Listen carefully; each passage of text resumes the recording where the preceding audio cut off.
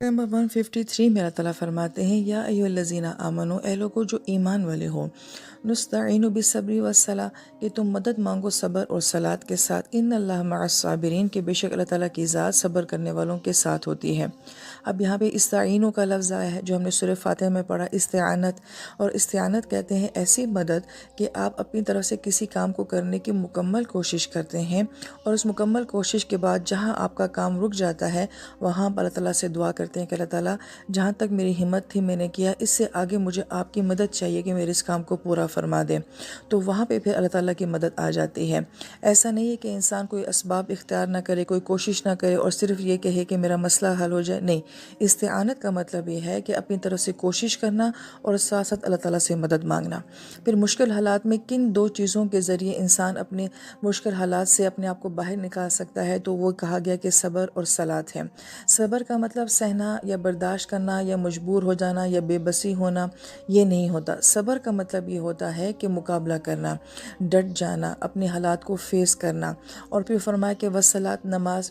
मुफस्सिर इकराम ये फरमाते हैं कि नमाज एक बीज है और सब्र उसका दरख्त है। जो इंसान जितनी खूबसूरत और अच्छी नमाज पढ़ता है, या जिस इंसान का नमाज के साथ जितना ज़्यादा गहरा ताल्लुक़ होता है, तो उसकी शख्सियत में उतनी ही ज़्यादा मजबूती आ जाती है, वो हालात को फेस करने की सलाहियत रखता है। तो गोया कि नमाज का और सब्र का आपस में बड़ा गहरा ताल्लुक़ है, और मुश्किल हालात को फेस करने का ये सबसे बेहतरीन ज़रिया है कि इंसान नमाज के साथ अपना ताल्लुक़ जोड़े और इंसान हालात के सामने डट जाए। इन्नल्लाह मअस साबिरीन का क्या मतलब है कि जब इंसान सब्र करता है, डट जाता है, हालात को फेस करता है, जब ये हिम्मत दिखाता है, तो अल्लाह ताला ऐसे हिम्मत करने वालों के साथ हो जाते हैं। फिर अल्लाह ताला की भी जो है गैबी सपोर्ट उस बंदे के साथ आ जाती है। 154 है कि वला तकूलू, और तुम मत कहो, लिमन, उस शख्स के लिए, युक्तल, जो कि कत्ल कर दिया जाता है, फी सबीलिल्लाह, अल्लाह ताला की राह में, अमवात, के वो मर गया है, बल अहयान, बल्कि वो तो ज़िंदा है, वलाकिन ला तशउरून, लेकिन तुम्हें इस बात का शऊर नहीं है। अब सब्र सबसे ज़्यादा इंसान को कब फेस करना पड़ता है? मौत के वक्त में, क्योंकि इंसान मौत के आगे बिल्कुल बेबस है। तो गोया कि अल्लाह ना करे अगर किसी इंसान को मौत का सामना पड़ जाए अपने किसी प्यारे के साथ, तो तब भी उस मुश्किल वक्त में दो चीज़ें हमारा साथ देंगी, सब्र और नमाज देंगी। लिहाजा इंसान अपनी ज़िंदगी में सबसे ज़्यादा बेहतरीन सब्र का मुज़ाहरा कब कर सकता है? जब उसका सामना जो है वो मौत के साथ होगा। फिर यहाँ पे शहीदों के बारे में ये कहा गया है कि वो मर नहीं जाते बल्कि वो ज़िंदा होते हैं, अहयाउन है।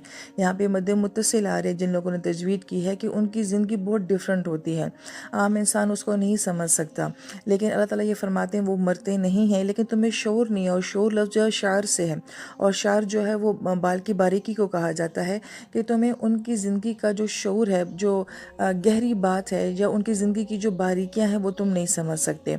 लेकिन शहीद जो होते हैं वो अपनी कब्रों में ज़िंदा होते हैं, उनकी रूहों को बहुत सारे इख्तियारात जो हैं वो दे दिए जाते हैं, जो आप तफसीर पढ़ेंगे तो आपको समझ आएगी।